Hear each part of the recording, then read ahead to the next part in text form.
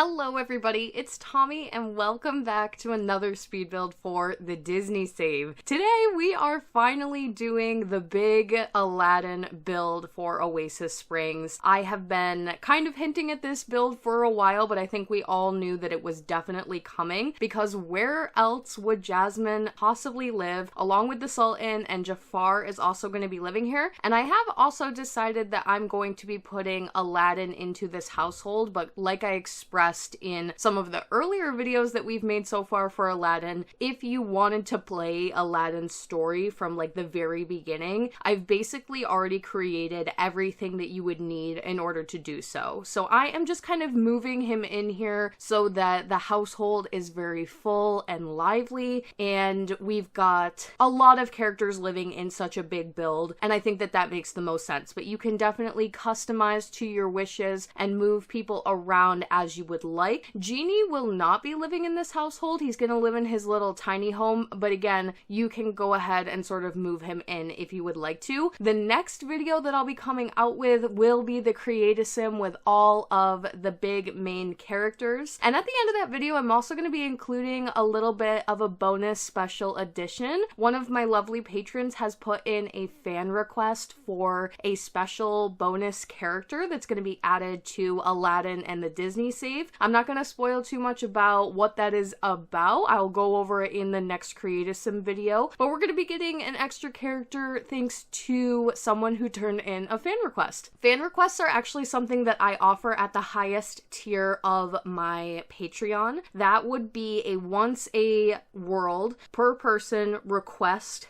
to add something to the Disney Save. So this can be a build, a character, certain details. Most people turn in builds. I kind of see why. This is one of the first characters that I'm going to be doing for the save file, but it can literally be anything. If you're interested in that, again, it's something that I offer to my highest tier patrons because it's kind of a big deal. I can't take fan requests all the time, and there are some rules that go along with it that are all listed out over on my Patreon. So if you're interested in any of that, head over to my Patreon and take a look at the tiers. There is a link in my top tier that explains kind of the breakdown and the rules for doing something like that. For example, this late in the game at Oasis Springs planning time, where I kind of already know where everything's going, who's going to be living here, and all the plans surrounding Oasis Springs, it's a little bit too late to submit any kind of fan request because you would essentially be forcing me to change the save file from its current plans, and I already got it all planned out, so that just kind of doesn't work. So little things like that, or if a world is too small, sometimes I don't open up fan requests for patrons to turn in, but that is something that I do offer as like a really special limited edition perk, and so thank you to that patron because you guys will be getting a bonus Aladdin character that I think a lot of you are going to be very excited about. Now for today's build, we are creating Agrabah Palace from Aladdin. This is an absolutely massive building, and it's going to be a long video today. I hope you guys enjoy it. You are usually very happy about the longer speed builds, so I have kept as much of the footage in as possible. It's going to be well over an hour, so get comfy.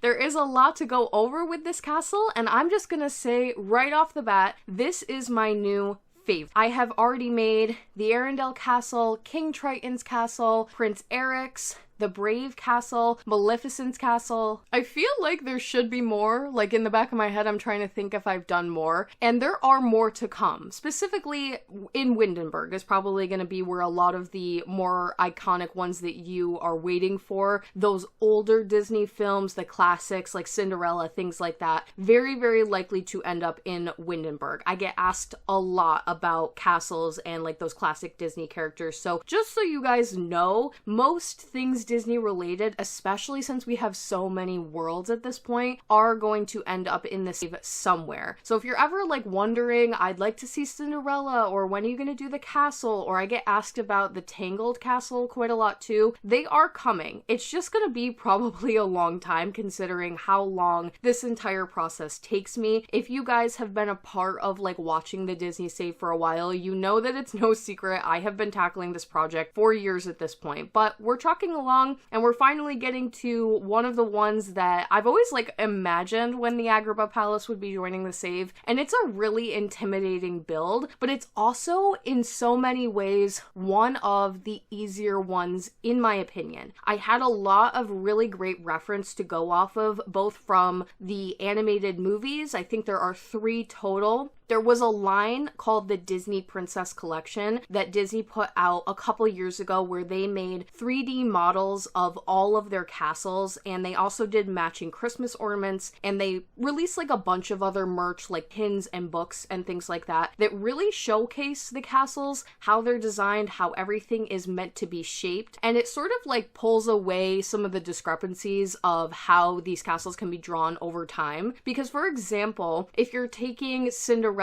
castle, we could take that from a couple of different avenues. There are the versions that are shown in the animated film. There's the more refined versions of it where maybe you have to show a little bit better detail in some of the Cinderella sequels because a lot of the movies take place in or around the castle, so there's like more added details or more thought put into it that make it almost sort of like change from the original version that was shown in the very first film. And then there is going to be different versions of it because there is a live action Cinderella, the same way there is a live action Aladdin, and the live action is very, very different. So I have largely not used that for reference here because it would have just looked completely different in my opinion, and I won't be pursuing that. Unfortunately, this is very much based off of the animated version of Aladdin. And then also the other thing you got to keep in mind is sometimes when they make these little versions, these little models for Christmas ornaments, or they put it in Dreamlight Valley, for example, they have to simplify it and take away some of those details that maybe you remember from the original films. So I have to find this like perfect middle ground of including everything that I think is important and I think that people are going to want and remember from the movie, but also I do have to find a way to simplify it because there's just so many little things that you can't successfully pull off in this game. And we're also limited to the space here. So in Oasis Springs, there are no 64 by 64s. So I'm already kind of short on what I could potentially need and use for a space like this. A 64 would be perfect, but I believe this lot is a 50 by 50. So we're already starting off at a little bit of a disadvantage where I know I'm gonna have to remove a tower here or there. So that being said, I actually have this really, really pretty magical book, and I think I've talked about it in previous videos. My patrons know because I've shared some images from it here and there. Not sponsored in any way, by the way. This is just something I stumbled upon on Amazon one day, and it was like a gold mine to me. And it's called the Castle Collection, and it's this giant book, and every single page is a breakdown of the Disney princess castles in a lot of detail. It shows rooms that are not featured in the films. It shows kind of like a general floor plan here and there, and just like details that I wouldn't be able to pull from the movie. So those little things like being able to see the kitchen or the bathroom, those things that I talk about in previous videos where I'm like, yeah, I don't really know what the bathroom looks like in Brave Castle. This book has provided me some context for those kinds of things. So I did reference it when making this castle, especially for those communal sort of areas like the kitchen. I had some actual Disney reference, and it also provides like, it shows this big breakdown of how the castle is shaped and some details and things. And then it'll also give me a couple of extra images of like favorite spots in the castle. So for example, for Agrabah, it showed me the princess pillow room, which is kind of like a special lounging area for Jasmine that is outside of her bedroom, and I decided to include that in today's video. It also showed me the kitchen, which I was so excited about because I just don't even know the direction that I necessarily would have gone for this space, but I had some really great official reference to use. And it also showed the Sultan's bedroom, which is never shown in the movie. It might be shown in some of those sequel movies, but it's definitely not shown in the main film. So I could use that, and I found out that he actually has like a little toy room, toy collection, which is referenced in the movie, but I guess I never would have made that connection that it's maybe something I could include as like a detail for his character. So this book has become really, really important. I've actually also used it to go back and update some small little things here and there for castles that I've already done. And then additionally, I was like kind of excited because when I go through this book and I look at, for example, King Triton's castle that I have already done, they showed me some things in the book and I had already implemented those ideas ideas on my own. Like things that I thought, oh, this could realistically be true for this space, were true according to Disney, and they've kind of like made it canon retroactively, and so I don't even have to update it all that much. I did a pretty good job on my own, is what I'm saying. All of that being said,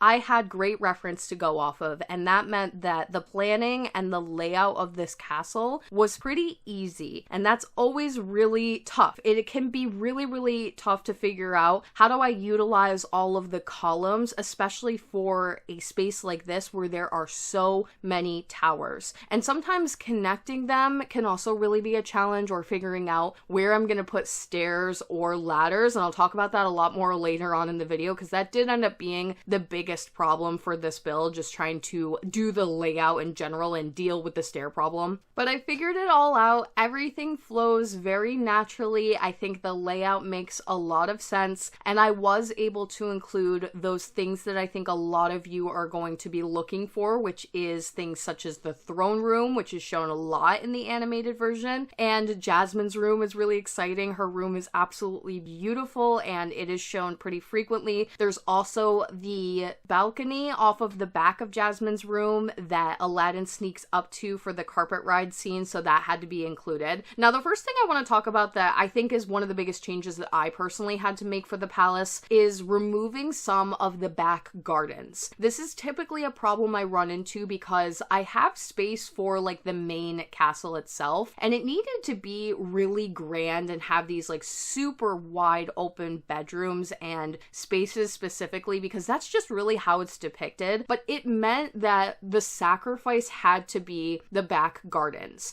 So this isn't going to be a full sacrifice. I'll go ahead and kind of spoil the next video, which will be the last, well, it won't be the next video. We're going to do the creative sim first. But after that, I have one of the last Aladdin builds coming up, and it's actually the lot right across the way from this one. I'll go into it in a lot more detail when we actually get to that build, because I feel like there was a lot of thoughts that went into what that build is going to be and explaining it. But basically all of the garden areas in the back and those scenes at the beginning of the film that you see with Jasmine and Raja, where she's like in that area of the castle and there's just these cascading gardens, these very, very open places that I didn't have the space for here. A lot of that is going to be included on the lot right across from this one as a different lot type and a different whole like other set of ideas. So it's gotten removed from this castle. I did a little bit in the back here. You can see I've got some pools and some saunas and things going, and the luxury of it all. Like, it had to have something back there, especially like those types of things, a pool for where we are in the world. So luxurious, absolutely perfect for a palace like this. But I had to really tone it down from what it is shown in the film, and to lose all of that I thought was like such a loss. So I came up with a better solution to also include that part of the castle. It's just not going to be on this lot, if that makes sense. There is still a little bit of a patio area back there, and like I said, I did add in some pools, but we're going to do a whole lot more with the lot across the way. So when I was actually doing this build, just as a note, because a lot of people are going to want to know, I was doing this in the middle of the Sims 4 Lovestruck patch update. So I turned off my updates because I just couldn't have this process disrupted, and I was worried about, like, I don't use mods when it comes to doing the Disney save, but I do use Tool. You guys see it in the videos here and there. I really couldn't have that taken away from me. I was on a roll also. I did the first part of this castle on like a Monday, and then I really like built the shell. I was very, very happy with the shape, which was one of the things I was most concerned about. And then I got sick for like a week and a half, which meant this castle got pushed out a lot longer than I wanted to. And in the middle of me being ill, they put out the game patch update, which always breaks the game and breaks all mods, and I expected it to. It's no big deal, but I really was on a roll and I was happy with how this palace was turning out, and I just couldn't have it disrupted, which meant I couldn't update my game, so I couldn't get some of the newer things like the curved pools that will really kind of like fix the pool area back there specifically, because it is shown to be more of like a curvier pool, and it's perfect timing for me because I'm going to be able to change that and update. But just so you guys can kind of like get a heads up about like little things like that. This was done before Love Struck, so I don't have any of Love Struck in my game so far, and I don't have the patch. The other thing is, a lot of you might be wondering why I didn't do curved walls for this palace, considering that that is how it is shown. And honestly, I was just so worried about the functionality of trying to do this with curved walls. As much as they are really pretty and aesthetically pleasing, and it would have been more accurate to do so,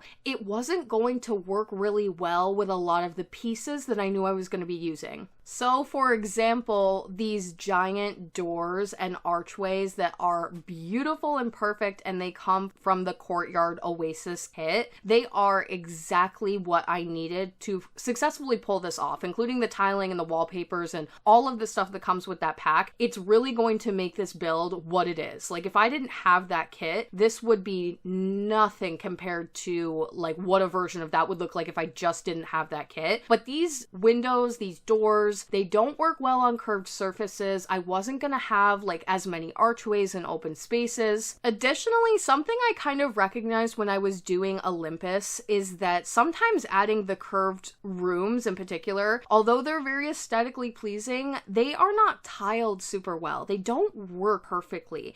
And whenever I'm playtesting, it's just the curved walls and curved rooms that are constantly causing issues. And this is just such a massive build for me to work on and then find out at the end of it that half of the spaces are not working because the game is not interacting correctly with like the round spaces. So I thought, why not remove all of that? We get a little bit of a loss aesthetically on like what it is supposed to be compared to the movie, but it doesn't matter because what the end result ends up being so much better overall, and it's going to be functionally really, really useful. So as far as my mindset when going into this build, some things that I really wanted to accomplish that I think are very important. This palace is so open, and it's got archways and platforms all over the place that make it feel very airy and light. It also has this very grand sense of elegance by keeping the spaces minimal in terms of how much furniture is in a space. So on the opposite end of this, I would say, is the Beauty and the Beast castle. That one is elegant because there's tons of drapery, there are statues and paintings all over the place, there is potted plants, and that is how that castle adds the elegance. Now, all of that stuff is going to be like still included here, but what's more important was actually just doing things in a detailed sort of way. So hanging up some extra wall decor that's more tiled and has that intricate sort of detailing, and then doing less furniture and keeping the spaces really wide and open. Even though you could pop more furniture in here and there if you wanted to, these bigger spaces like the throne room, for example, they are meant to be just absolutely huge and open and airy, and that is what gives it the grandiose feeling and the elegance. You can feel how expensive this place would be and how amazing it would be to see it in real life based on the smaller details of like the tiling on the walls, the additional sort of panels and things, the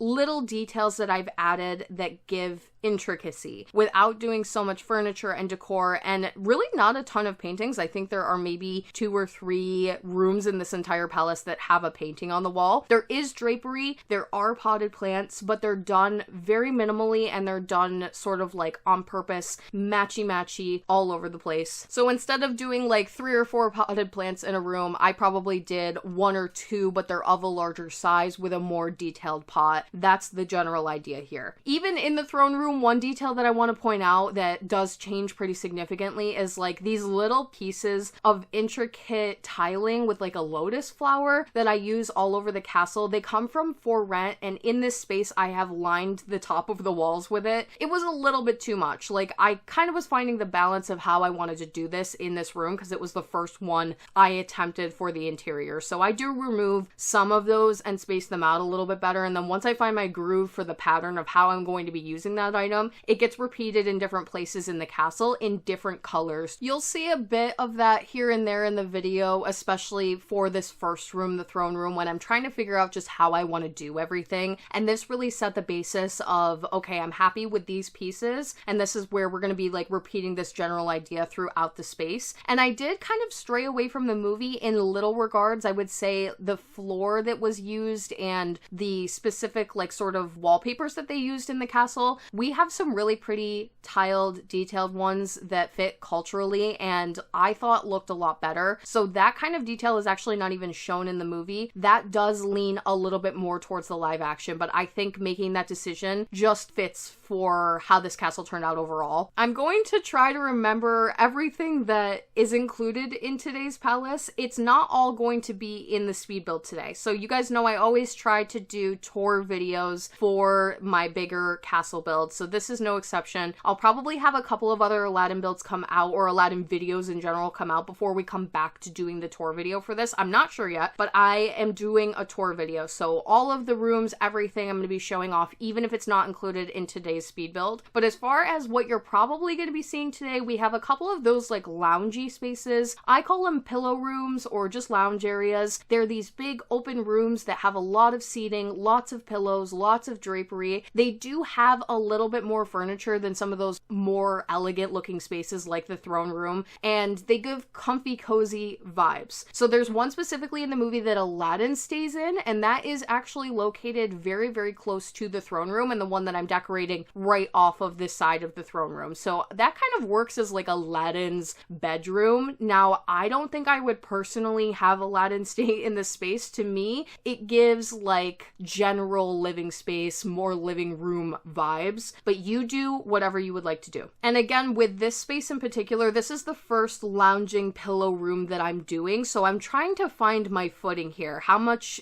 detail do I want to do in terms of tiling? What colors are appropriate? Am I going to try to make this castle match as much as possible and keep like a general color palette, or are we going to go more colorful and sort of all over the place aesthetically? One thing I do think makes this castle very unique is that I can get away with a lot more color, especially in the drapery. So when I was initially tackling this space, I was trying to go with like a lighter color palette and more muted tones that I felt like matched what I had already done in the other spaces, but I ultimately end up switching to something much darker with more tiling and things, and it comes out so much better. So I would say kind of ignore this space. I'm like trying to show you guys how this is going in the beginning so you can get an idea of what one of these pillow rooms would look like, but I changed this specific space so many times in the video, and you're going to see me go back to it a few times to like alter colors, change the wallpaper, change where I've put the tiling here and there. But I did really like the combination of a couple of those sectional couches right in the middle of the room and the oversized pillows and how I did that, and I did keep that. So I wanted to show that off for you guys. Otherwise I would have just cut the footage, to be honest. But other than that, this space changes very drastically in terms of color. Some other rooms that you'll be seeing today, we are going to do the princess pillow room, which is another version of this space essentially, but it has more of a jasmine color palette to it, and it's located on the floor above this. Sultan has his own bedroom, and he also has like his own little tower that's tucked off of the side of that, and he collects toys, so he's going to be having kind of some like toys on display in there. I decided to add a library to this palace, which is not shown in any reference that I had available to me, but one of the towers made the perfect space for it, and I just felt like it made a lot of sense to have. It's going to be this really grand, elegant library with some seating and some study areas that turns out super well, so I'm happy with that decision overall. There's also going to be a couple of spaces in the palace that have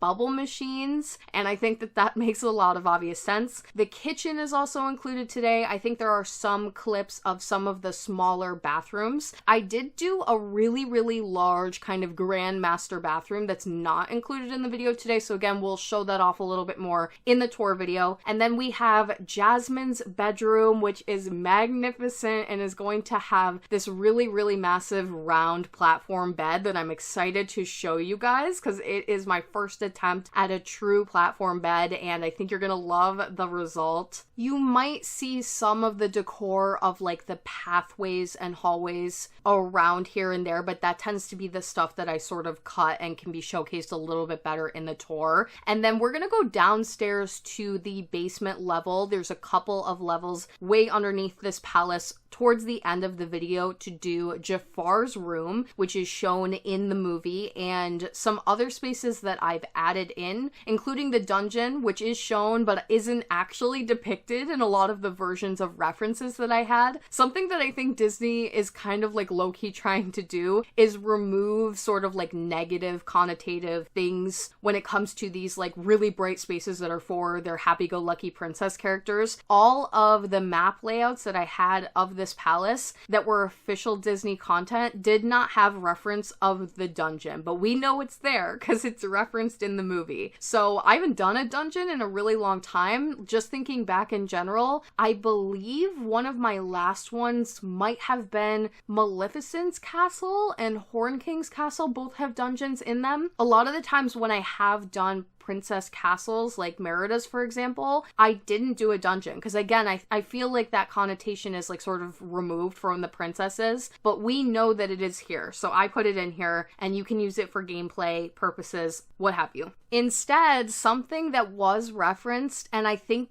that Disney is sort of inserting in place of the dungeon, is this idea of a royal treasury, which is where the castle keeps all of its gold and prized possessions in sort of like a vault. So I did also include that, and it's downstairs in the basement, hidden behind some doors opposite of the dungeon, but not accessible from the dungeon for obvious reasons. So all of that is going to be included today, hence why the video is so long. And there's also some spaces in this palace to do a couple of servants or house staff if you would like to add them. I'm really torn on whether or not I'm going to be doing this because the household currently as planned doesn't include those additional staff characters. Castle staff, as I like to refer to them. Sometimes I use those to kind of like fill up the household if I feel like it's a little small, like in Arendelle Castle. But for this one, there's no one that's like specifically shown unless I pull from probably like the live action version. Let me know what your thoughts are on that. Like, do you guys like the castle staff? Do you want them there? The reason that I include them a lot of the time is because I feel like it doesn't make sense for people to be cooking is like one of the biggest reasons. So Jasmine's not going to go downstairs and make herself food, and neither is the Sultan, and neither is Jafar. Aladdin might, right? But he's not going to become like the household servant. This problem was solved really, really easily in the Prince Eric castle because a lot of the staff is shown and they're friends amongst the main characters as well as the Beauty and the Beast castle, right? So that's a really easy solution. But for this sort of a situation where we know there are people living here that are running the castle and taking care of everything that we just don't even think about in the movie, I'm not always sure how to completely approach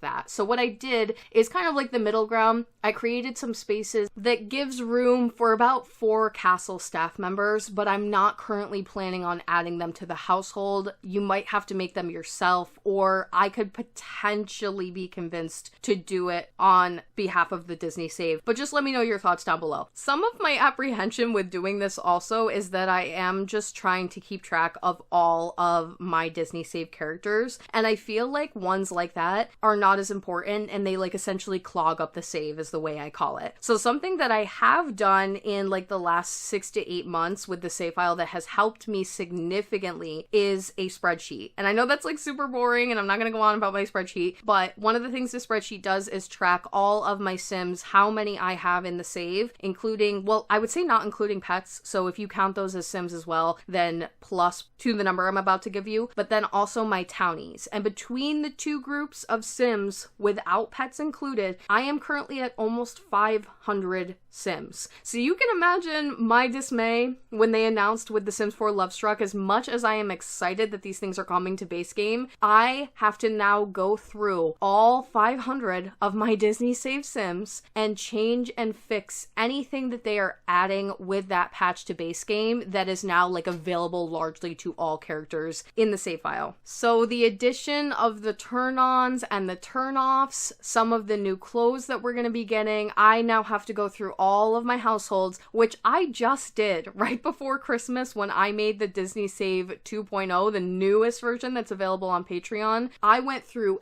every single household character and updated them all with like sentiments, extra character traits, anything that had been put into the game since I started the save file. They've all been completely updated to this point. So now I get to do it all over again. How fun is that? And again, I'm happy that these things are coming. They're going to be good and useful, and so many people need them, and they're going to be really helpful for the save file as well. But it is a really, really tedious thing to do and go back and update. And then when I do little things like add 4 random castle staff members, I also have to go back and fix it for those characters that we don't even know very well and don't see. And it just becomes more of a tedious process than it even needs to be. So there's my hesitancy and my argument regarding castle staff, but please let me know how you feel about it down below. Now, like I mentioned for this kitchen, I had perfect reference from my book for this space. So I have pretty much replicated exactly what I've seen. Right off of the side of this as well, you'll see the little archway on the right-hand side of the kitchen. There is kind of a bump out space, and that is what I'm calling the dining room for staff members. It's smaller, less detailed, and it's not in the main spaces of the castle, so I feel like that's maybe where the castle staff would eat. But the main household members do have a more grand dining room that is actually in front of this. I can't remember if I've included too much of it in today's video. I think you do get to see some of it. Something that I do see get depicted a lot in my references for all Disney princess castles is the idea of these really round kitchens, and therefore a lot of the counter spaces, especially in the middle, or like tables that are in the middle that have a lot of the cooking utensils and clutter around them, are round. So one thing that I did in here that I've never really done before is use one of those cauldrons from the Spellcasters pack, and then I took a table that was the same size and put it inside of it so that it had a flat surface on top. And the idea is more to use this just to clutter up the kitchen and give something that's realistic to the roundness of this space. It's not meant to be used as an actual cauldron. There is going to be a cauldron downstairs for Jafar, and I'll be going into detail a little bit more about like the details of Jafar and some of the decisions that are getting made with his character just a little bit when we go downstairs. Even though I did talk about how I don't want to clutter this castle up too much, and I feel like some of the grandness really comes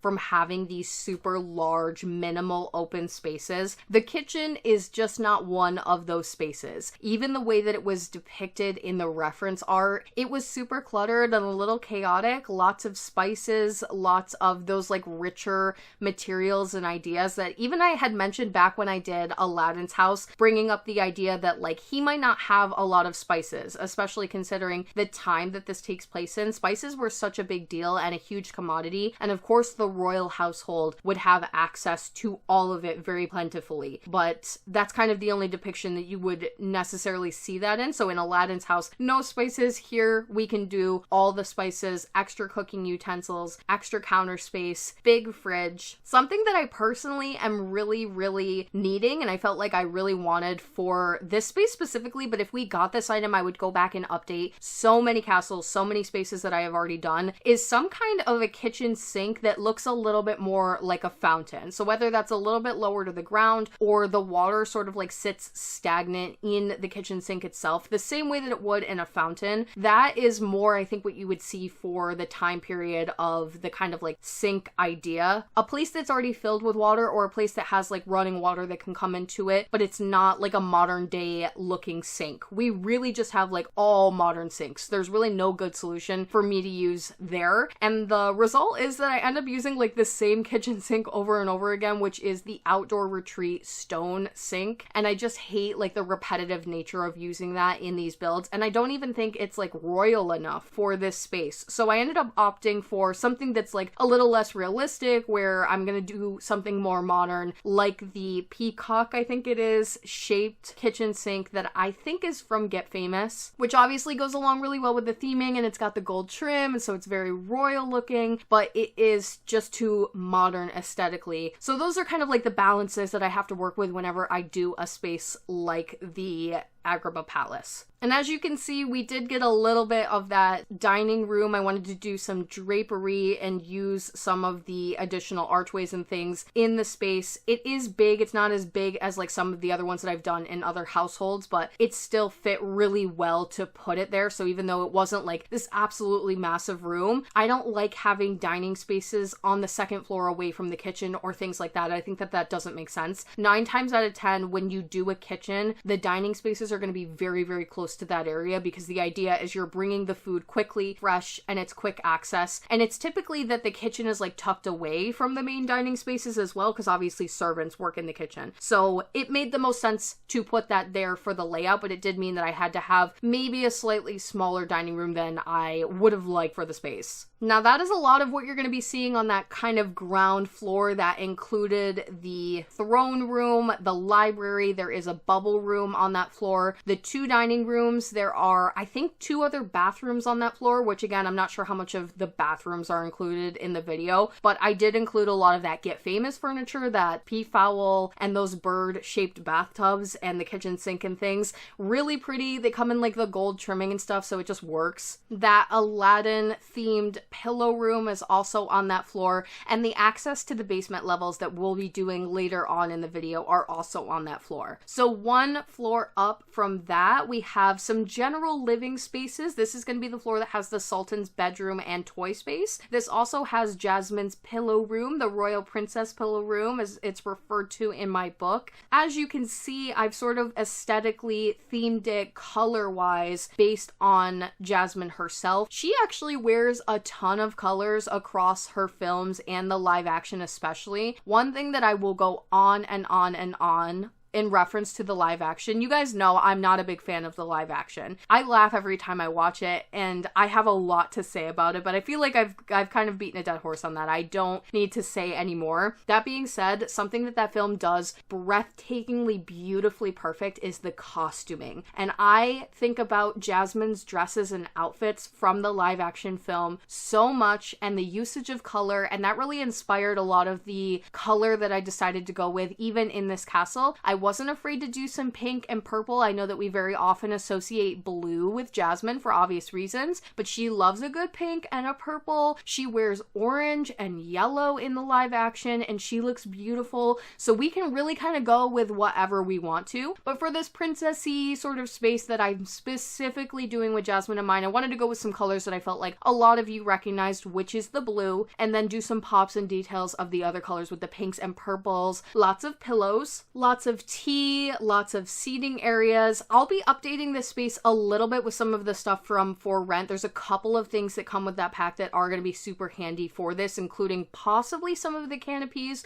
although I did find a solution for canopies over beds in this build that I feel like really, really works and looks pretty good. So you guys tell me how you feel about it. But that new pack does come with canopies, so I'm going to potentially be seeing what I can do in regards to that here. The other thing that it comes with, I'm not going to be able to describe exactly what this is, but there's a very specific longer style lounging chair or couch, and the curve on the back portion of it and the pillow, like the decorative round pillow with the tassel, it gave me Aladdin vibes, and I feel like it's something that we literally see Jasmine laying in her film. So I might come back and pop a few of those here and there where I've used some of the other ones that I feel like are detailed and textured and they're pretty. The Paranormal pack has a lot of those items. The Desert Luxe, For Rent, Courtyard Oasis, all of those have those like detailed, more elegant, tropical leaning sort of furniture. But that one specifically, it just is like really spot on, and we don't have anything else like it in the catalog, so I'll probably be coming around to pop that in here and there. There were also sets of 3 candles that come in so many colors, and they're just plain candles, which I have been asking for so long. My builders out there, you guys know, we have a lot of candles in game, but a lot of them have weird details to them that it makes it not work for certain things. So a clutter of like 3 candles that comes in lots of color swatches that I can put all over the floor and just change the color to make it sort of match the space. There's no glass included, there's no patterns on them. Really highly requested. And I'm also so happy to report something I was desperate for when doing doing this build and just kept thinking to myself over and over, why do we not have a single tile fountain in the game for those smaller spaces where I want that elegance and I want something there, but all of the fountains in game are 4 tiles and they don't fit in certain spaces, and I just need something really tiny to tuck into little areas. We finally have one that's single tile from For Rent, and I was oohing and awing all over it the second I saw it because it's just something as a builder that I have been on and on about forever. I have a TikTok idea that I might be doing in the near future, which is a list of things as a builder that I desperately need them to add to The Sims. I have all these little things where, like, because of the Disney save, I very specifically want something. Like, someone had spoken about in one of my Discords the idea of doing like the haystack mattresses that's more medieval leaning. That would make my life so great, but I feel like that's almost so niche, and it's something that really only I and a smaller community of people want. But there are a lot of things we don't have in game, such as round beds, even beds that just aren't perfectly shaped rectangles that you could get in different ways for various reasons, or a really, really oversized bed like a California king style bed that could have come in handy for a space like this where you really want something over the top. Those kinds of things that I as a builder want, and I think are a little bit more universally wanted as well. And up until this point, the single tile fountain was one of those things. So happy to report that I can stop complaining about that. Speaking of some mild complaining, it would not be one of my videos if not for the grievance that I have with The Sims.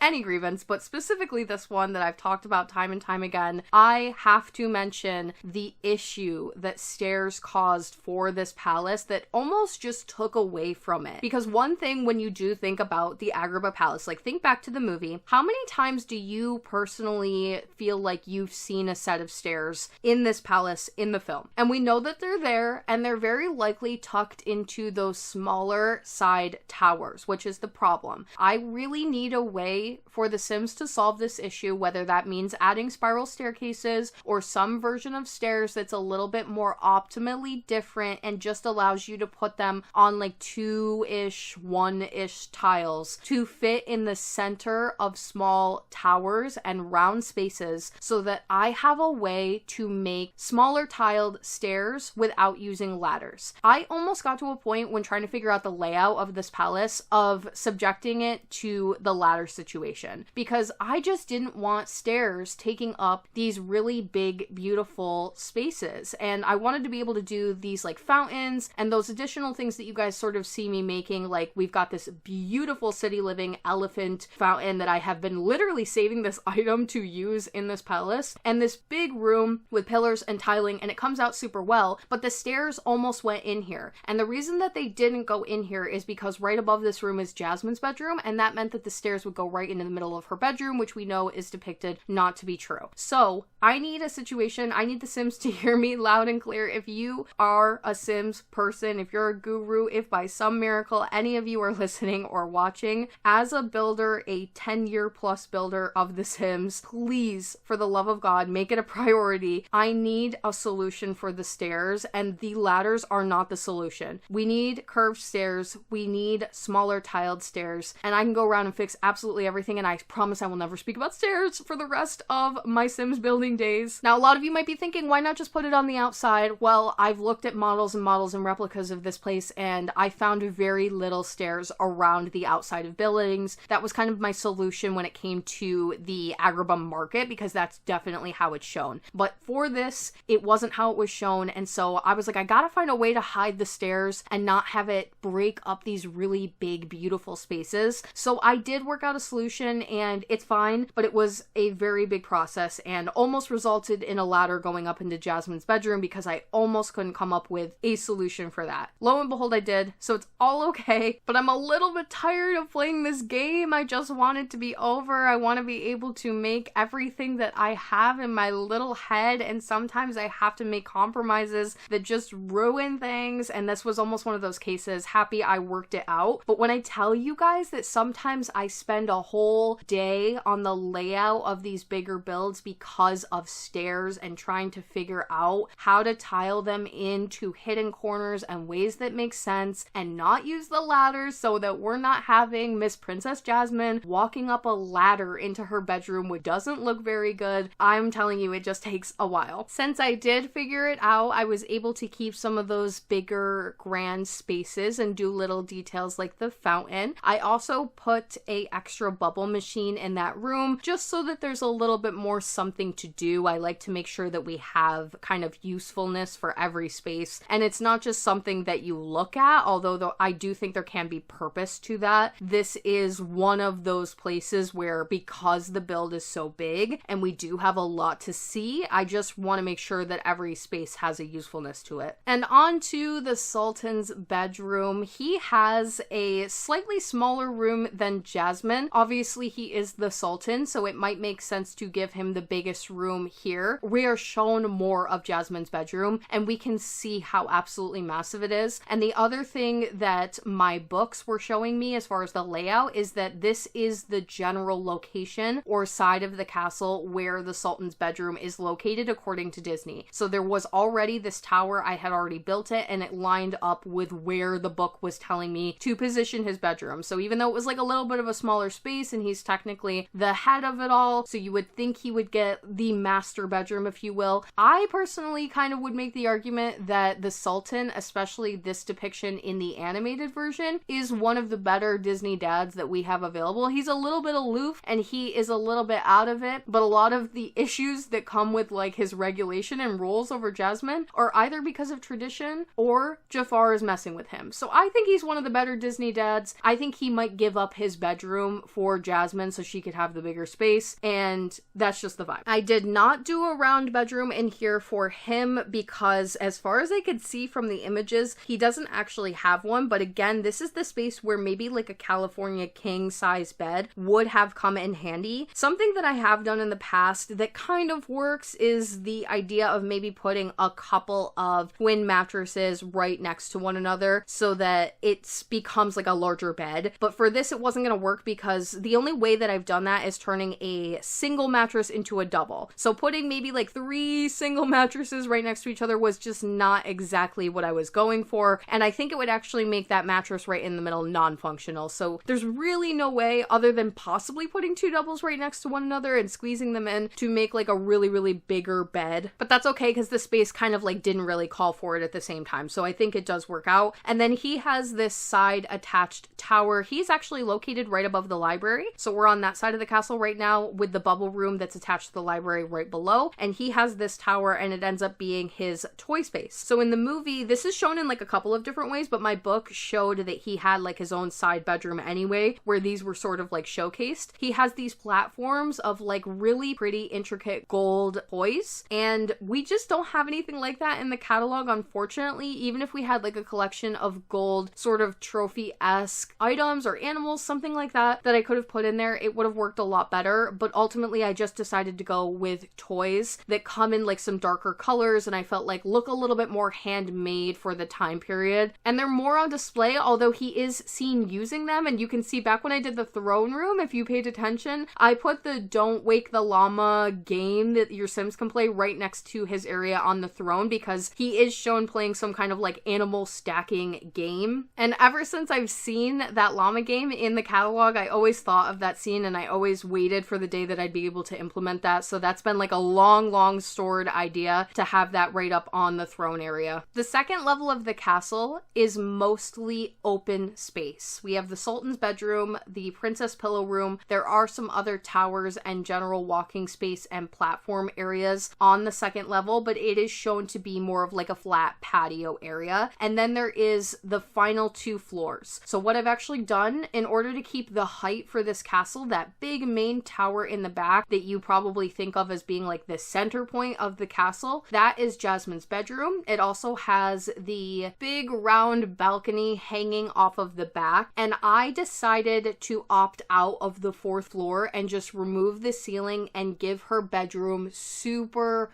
super tall ceilings for that grand effect, and also because I ultimately couldn't find a way to get a set of stairs up to the 4th floor that made sense. So what does make sense is giving Jasmine kind of a more grand space. So I've removed the floor of the 4th floor and just made her bedroom essentially like 20 feet tall. And she gets this big, beautiful, round platform bed that I'm so excited to showcase for you guys. So the way that I did this, I'm gonna like very mildly explain, but I'm actually considering that I will probably make a TikTok kind of doing a tutorial on how to do this. Something that has become apparent sort of recently to me is the idea of if you put an item on a different floor than the one you're currently working on and you use Tool to move it up into the space, the game does not recognize that item as being on that floor, and so it's not in the way pathing wise for your Sims. So what this means is that if I take this meditation pillow from Spa Day and size it up quite a bit, it's a little grainy, it's not perfect, but it is the best that we have, and I do love how it turns out, and I put it on this platform from the floor below and rise it up, the game thinks it's on the 2nd floor of the castle, and so then hiding a bed underneath it, you can click on the headboard of the bed and use it and have her actually sleep here, but the room and the space around it makes it look like it's round, and I love it. It turned out so good. And then what I did actually is, like, because we've got this platform here and we've got the pillars and I'm sort of like sectioning off this space, I really wanted it to have a canopy over the top, which is definitely also shown in the movie, and like lots of drapery. So other than being like actually having a round canopy in the catalog, which would also be a really great item for building, I just took another one of the meditation pillows and sized it up and put it over the top to kind of like section off her sleeping area and give that really full round effect, and it just came out so good. Let me know if you want to see the TikTok on like explaining the tutorial on how to do this a little bit better if it's not super clear in the video, because that's something I feel like I might use going forward here and there, and I feel like more people might want to utilize in their own game if you're also a builder. The only caveat to doing this, and if you don't like it, please feel free to just delete it, I get it, is that when you are on the floor below this, you're going to see that meditation pillow kind of like floating in the air above the room that is directly below Jasmine's space, which almost made me decide not to do this, but it's just too good not to use. I think most of you will probably agree. Doing the round bed, however, did create kind of a challenge for the rest of this space, because I've kind of sectioned off the back part of her bedroom as this really big piece, and the rest of it, I just didn't even know, like, what am I supposed to do with the rest of the space, because it's not round. I am using the octagonal like room, and the rest of her space is supposed to feel very round. Like, something that you might remember from the film is that she has this kind of like get ready lounging area with one of those longer couches I was mentioning earlier, and she has a place to brush her hair, and it's done in sort of like a circle with drapery all the way around it, and that is also in this same space. So I was initially, when trying to do this bedroom, trying to fit like multiple circles of spaces inside a room that isn't round, and it was creating too much clutter and taking away from like the elegance of the space. So I'm kind of like shoving everything off to the left of the bed and making it like round, and you'll see me doing that, but it just doesn't work and it doesn't fit really well. So I decided to make a slight change from the movie, and instead we're going to utilize the space at the end of her bed as kind of like that get ready with me lounging pillowy sort of area. And the only thing you lose is like the roundness of that, but I think it utilizes the space a lot better, and it makes it so that it's not as cluttered in here, because what I was doing was adding a bunch of stuff to the left and a bunch of stuff to the right, and the room, even though it's so big, suddenly felt so small. So I just was like, we gotta remove half the furniture in here and really downsize to add that elegance back. I did not mention so far in the video how I did the roof for this. If you want to know really quickly, the roofs are actually just flat. So I didn't put any actual roof pieces on 99% of the castle, and then what I did was sized up the round fountain that we have from base game. It doesn't come in a lot of colors, which is always a little challenging and why it can't be used in this way for other builds, but it worked for this one, and kind of used Tool to sink that into the roof a little bit. And then the piece that's on top that makes up like the gold domes that you would think of for the palace, that is a for rent urn or possibly like a vase of some kind. The second I saw it, I knew it was a really good potential to use up as a sized up item. One of the things that makes that kind of complicated is that when you size certain items items up in this game too much, and I knew this was gonna have to be really big because it's like these giant domes for the palace. They can sometimes get really grainy and textured, and it doesn't look very good, but the newer packs have kind of solved this problem mostly. You don't get that as much anymore. So before For Rent, I honestly don't even know what I would have used for the roof of this. I was going into it with the mindset of like, I'm just gonna have to play with a lot of items and go through debug and see what I can find, but that one came to me pretty quickly, and then it stuck and it worked, and they look beautiful and they're not overly textured. So those you will see here and there. A lot of you are going to play with the roofs down anyway, so they're attached to the top of the roof tiles, which means they will disappear as soon as you put the walls down. So if they bother you, you know, you won't see them 99% of the time anyway, but that's how I pulled them off. It's also the ball, like water fountain lights from Wedding Stories, and then some roof adornments that come from base game, and all together they came out super, super good. You can see what I mean about Jasmine's room, and it's taking space, or it's taking shape a lot better here now. You can also notice the little references I've made here and there to tigers. We have a couple of tiger plushes from For Rent that were added because of the tiger sanctuary. So I put one in her princess pillow room on the bed, and also in her little lounging area at the end of her bed. Not to overutilize the item, but I have, again, specifically been saving that item for her. Something not in the video that I did add into her bedroom is her own bathtub. I think that she just kind of like needs her own bathroom, if I'm honest with you. And if I had maybe more height to the tower on the right side of her room, I could have put a small like personal bathroom in there, but I didn't have the space. So I do think she would like kind of privately bathe. There are a couple of bathrooms in the build, and there is a master bathroom, but it is down a couple of levels and it's towards the front of the castle. And I just felt like because she's the princess, it might not make the most sense to have her share a bathroom with anyone else. And you will often see in like depictions of royalty in general that someone will almost like bring a tub into certain spaces that are more private, or just for like in her bedroom in general. So she got a little bathtub added to her room so that you can bathe up there. I know it's a little weird, but hopefully if I explain it like that, it makes sense. And then lastly, for the basement levels of this palace, there are two towers that are on either side, and they have staircases in them that go down to the first floor, where we have 4 completely identical staff bedrooms, very minimal furniture, kind of some windows for a little bit of joy, but just nothing special. I ultimately ended up just like copy and pasting those bedrooms over smaller spaces, twin size beds. You get the deal. 1 floor below that and past like a set of hidden doors. So we don't have a lot of hidden door options in the game, but one we do have are, I think they're base game like bookcase secret doors. So I put those down in the lower levels of this, and on one side it's going to get you over into Jafar's room and the dungeon, and then the other side is going to get you into that royal treasury that I mentioned earlier. So you would have to know how to get down here. It's kind of specific. I don't see Jasmine coming down here too often. It's kind of like, I don't want to say beneath her, but you kind of get what I mean. And something that is shown in the movie is that Jafar is often like moving secret panels